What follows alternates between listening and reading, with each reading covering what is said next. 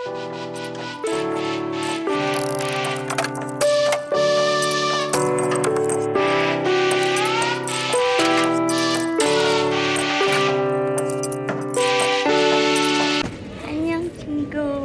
today is Sunday at magsisimba ako. So samahan niyo ako.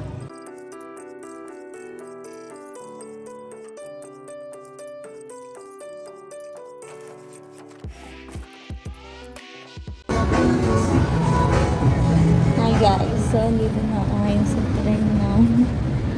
Pero 5:27 pa lang. 6 p.m. mass.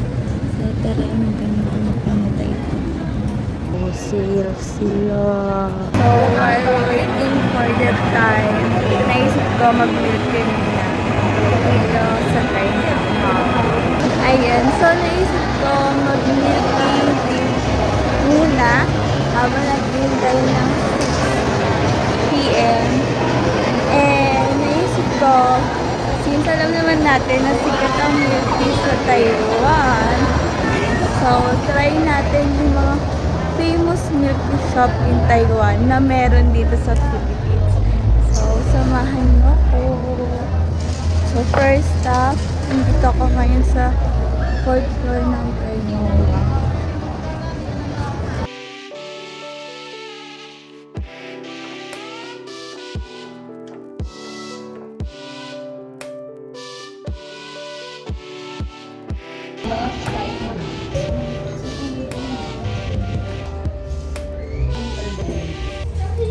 Best seller, no? We have brown sugar for tea latte, ma'am, and brown sugar for milk. Sige po.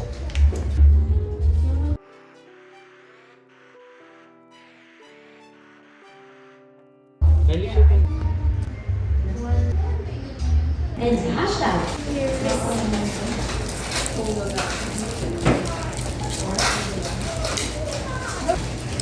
I'm so excited. Alright. First time ko ito mag-try.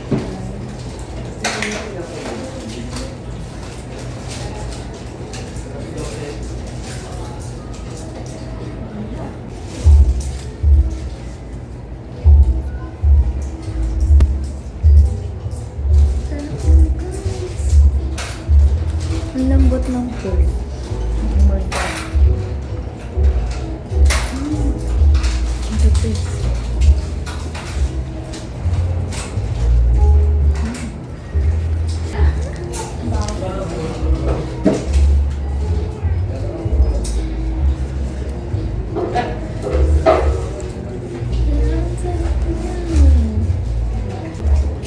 Ang lambot ng curd. Tapos naliliit ng curd.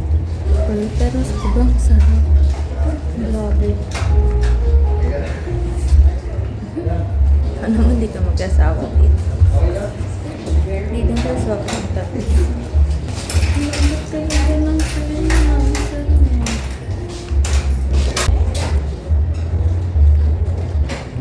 Ang sarap. Cheers. Grabe yung melt agad yung ano number sa sobrang lambot. Ang sarap. Okay lang.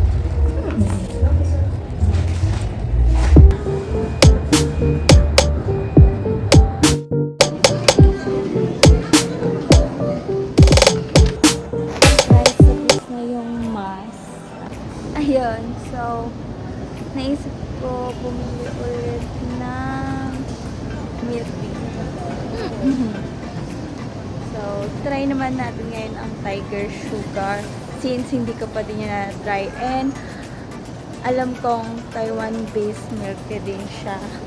So, yun yung try natin. Let's go! Hindi Tiger Sugar na talaga ako. Pinag-iisipan ko kasi kung bibili ako ulit ng hifa kasi gusto ko talaga siya. Ang sarap ng pear niya, pero try naman natin yung Tiger Sugar talaga kasi hindi ko pa siya na-try.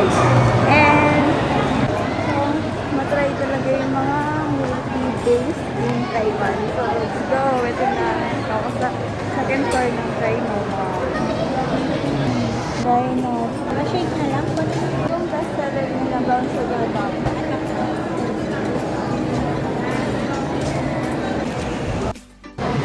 eat guys. So, my dinner.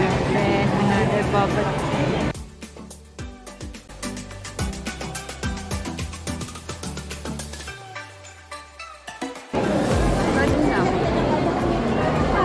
Pero talaga nag-crave ako ng 24 chicken. Kaya ako order ng Peppa Wings. Ako na talaga ng chicken wings. Tapos na ako kumain kahit na let's try the tiger sugar na dahil may uwaw na ako. Sabi ko, sabay ko na siya inumin pero dahil kumain ako ng uwaw.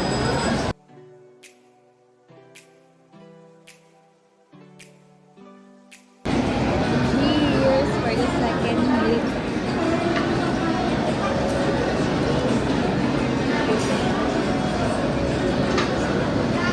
Ito pala ay brown sugar baba milk.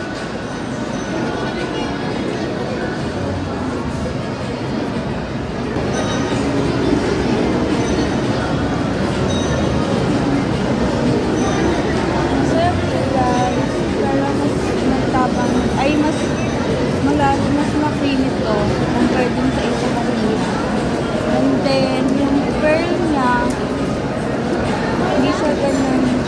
Parang matigas for me. Pero ako naman.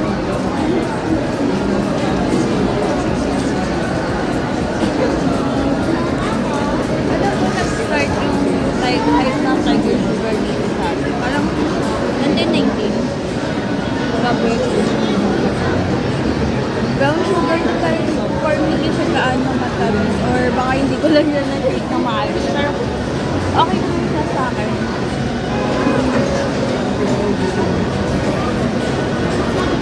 Pero kung yung hifang pa rin ako ngayon. So let's see sa mga susunod na milk tea natin kung ano yung mas nagiging laman. Wait lang, then ako ay uuwi natin. Bye!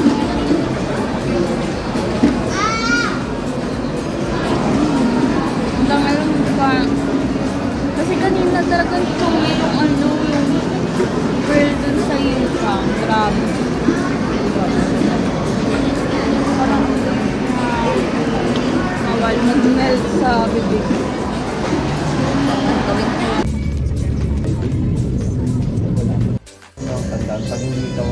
The next day. Next milk tea shop for today's video is Coco. So, may pasok ako today, kaya naisipan ko bumili na din ng milk tea.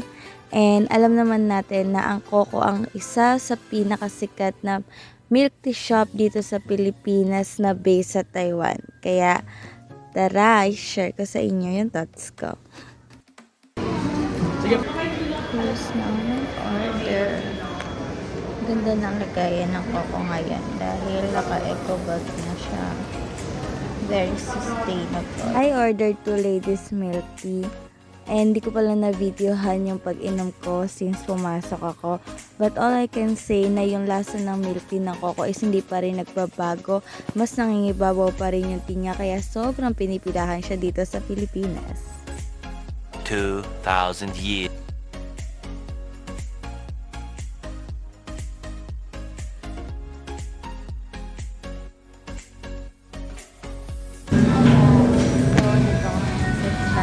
So this is our 4th Taiwan milk tea. Okay, the person. So, thank you. Let's try it. First time ko lang to matatry. And ang sarap din pala ng brown sugar nila. Ang lambot din ng pearl. Nakakain mo matamis siya. Mag-overpower pa rin ng tea. Wala, parang gusto ko na talaga mag-Taiwan. Tapos mag-milk tea lang.